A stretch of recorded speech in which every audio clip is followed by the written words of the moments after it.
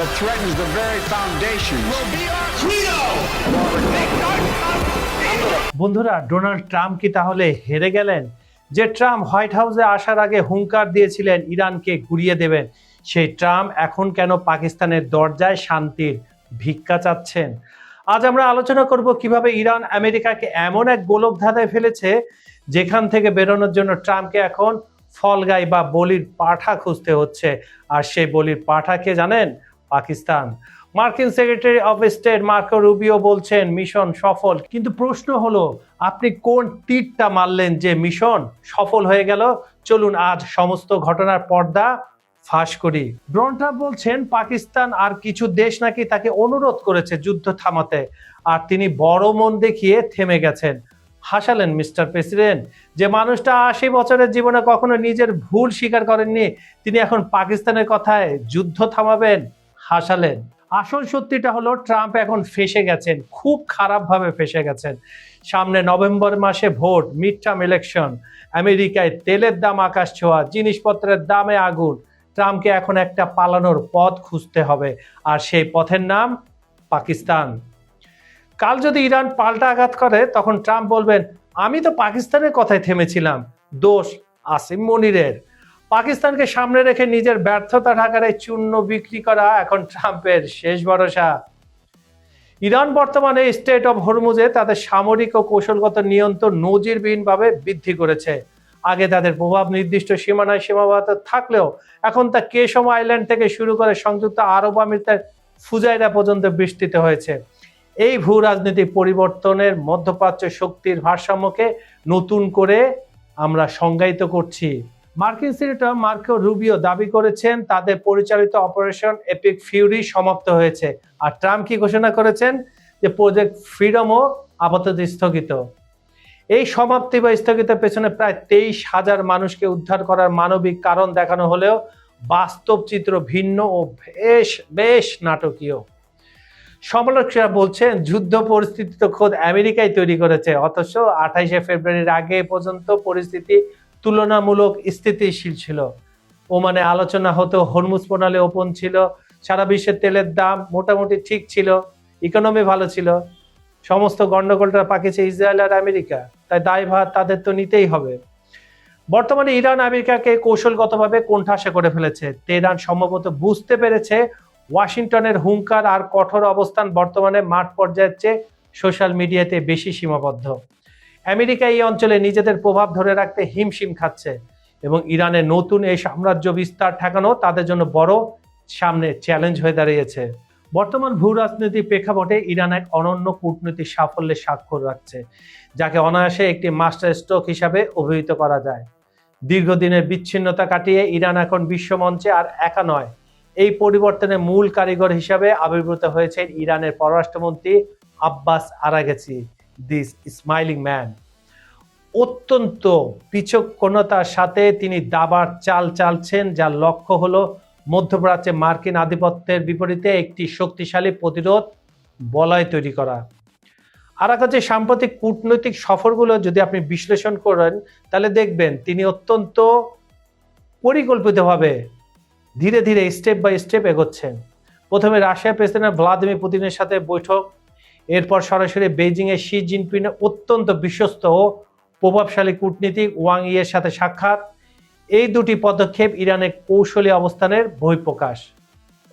বিশেষ করে ডোনাল্ড ট্রাম্পের সম্ভাব্য বেইজিং সফরের আগেই ইরান সেখানে গিয়ে নিজেদের ফিল্ডিং গুছিয়ে নিয়েছে। এবার তোমরা ক্রিকেট খেলতে আসো, আমরা তোমাদেরকে প্রতি বলে 6 মারব।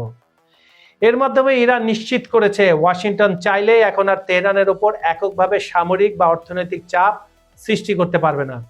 আরাগচির এই দৌড়ঝাঁপ কেবল দ্বিপাক্ষিক সম্পর্কের উন্নয়নের জন্য নয়, বরং এটি একটি বৃহত্তর ত্রিশক্তি অক্ষ ইরান, রাশিয়া, চায়না এইটা গঠনের ইঙ্গিত দিচ্ছে।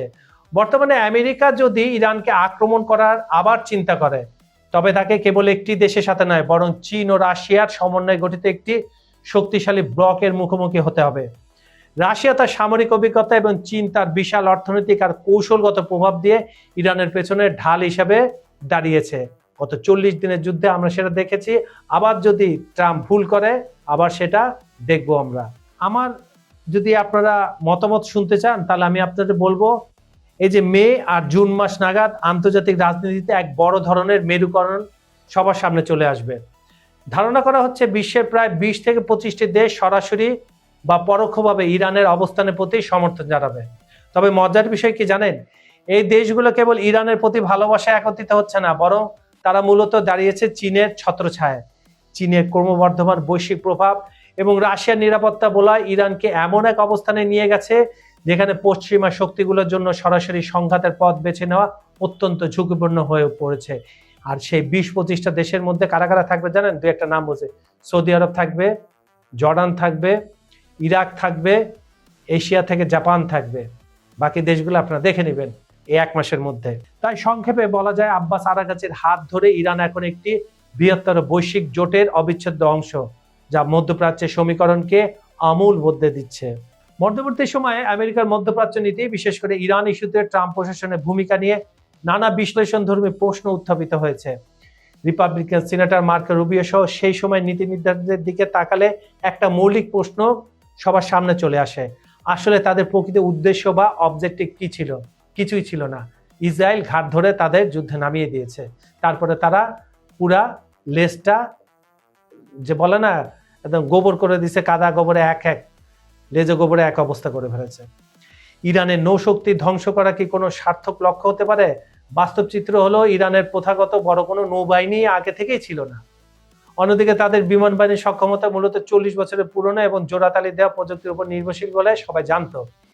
ফলে এমন একটি শক্তির বিরুদ্ধে সামরিক শ্রেষ্ঠত্ব দেখানো আমেরিকার মতো পরাশক্তির জন্য কোনো বড় বিজয় ছিল না। তবে এই ক্ষেত্রে তারা অনেক উন্নতি করেছে, বিশেষ করে নিজেদের প্রচেষ্টায় 4র্থ প্রজন্মের ফাইটার জেট তারা এই যুদ্ধে ব্যবহার করে সফল হয়েছে। এছাড়া তাদের ড্রোন এবং ক্ষেপণাস্ত্র এবং আকাশ প্রতিরক্ষা ব্যবস্থা দেখে তো সবাই হকচকিয়ে গেছে। ট্রাম্প প্রশাসনের কড়া পদক্ষেপ এবং সর্বোচ্চ চাপ প্রয়োগের নীতি সত্ত্বেও আমেরিকা তাদের মূল লক্ষ্যগুলোতে পৌঁছাতে চরমভাবে ব্যর্থ হয়েছে।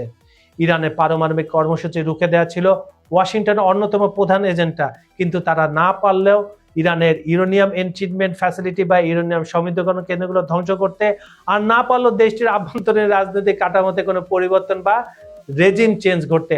প্রতিটা ক্ষেত্রে মার্কিন যুক্তরাষ্ট্র ট্রাম্পের কারণে মার খেয়েছে ইরানের কাছে। আর ইসরায়েলের দীর্ঘদিনের কৌশলগত লক্ষ্য ছিল তেহরানের শাসন ব্যবস্থার পতন ঘটানো। আমেরিকা ইসরায়েলের আকাঙ্ক্ষাকে সমর্থন দিলেও শেষ পর্যন্ত তা বাস্তবতা করতে পারেনি, মানে বাস্তবায়ন করতে পারেনি, বাস্তবে রূপই দিতে পারেনি, ধারে কাছে যেতে পারেনি। সামরিক হুমকি এবং অর্থনীতির নিষেধাজ্ঞার পাহাড় চাপিয়ে দেওয়ার পরে ইরান আভ্যন্তরীণ সংহতি কিংবা তাদের আঞ্চলিক প্রভাব কোনোটি পুরোপুরি নিয়ন্ত্রণে আনা সম্ভব হয়নি।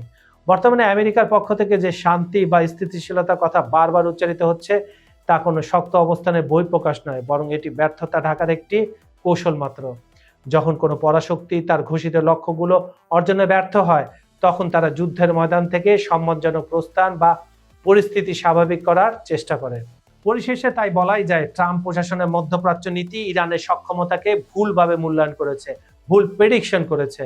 শক্তিমত্তা প্রদর্শন করেও যখন ফলাফল শূন্য হয়, তখন শান্তি শব্দটি মূলত একটি কূটনীতিক আবরণ হিসাবে ব্যবহৃত হয় লজ্জা ঢাকতে, যা আদতে প্রশাসনের কৌশলগত ব্যর্থতাকেই স্পষ্ট করে তোলে। শেষ কথা হলো, ইরান এখন আমেরিকার চোখে ভয় দেখতে পাচ্ছে।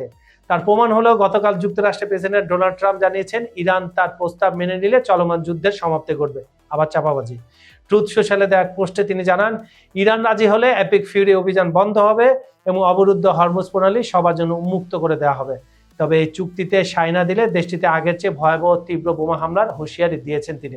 সব কোথায় দিয়েছেন? সেই টুইটারে দিয়েছেন, ট্রুথ সোশ্যালে দিয়েছেন। ট্রাম্প সতর্ক করে বলেন, ইরান প্রস্তাব প্রত্যাখ্যান করলে আবারও হামলা শুরু হবে, যার মাত্রা ও ভয়াবহতা হবে নজিরবিহীন। মূলত পারস্য উপসাগরে স্থিতিশীলতা ফেরাতে ইরানকে ট্রাম্পের দেওয়া এই শর্ত ও হুমকি বৈশ্বিক রাজনীতিতে নতুন উত্তাপ ছড়িয়েছে। ইরান ভালো করে জানে এই কথাগুলো হলো পরাজয় থেকে সম্মানজনকভাবে যুদ্ধ থেকে বেরিয়ে যাওয়ার কৌশল। ট্রাম্পের হুঙ্কার এখন শুধু তার ট্রুথ সোশ্যালে পোস্টে সীমাবদ্ধ। মাঠের লড়াই ইরান গেম বদলে দিয়েছে একেবারে। পাকিস্তান এখানে শুধু দাবার গুটি, যাকে ব্যবহার করে ট্রাম্প নিজের পরাজয় ঢাকতে চাইছেন। আপনারা কি মনে করেন, ট্রাম্প কি সত্যি কোনো গোপন চুক্তিতে গেছেন, নাকি ইরান তাকে পিছু হটতে বাধ্য করেছে? কমেন্ট সেকশনে জানান। ভিডিওটি ভালো লাগলে লাইক দিন এবং চ্যানেলটি সাবস্ক্রাইব করতে ভুলবেন না। আমি কাজল হায়দার আজকের মতো বিদায় নিচ্ছি। দেখা হবে খুব দ্রুত। ততক্ষণ পর্যন্ত ভালো থাকবেন, সুস্থ থাকবেন। আল্লাহ হাফেজ।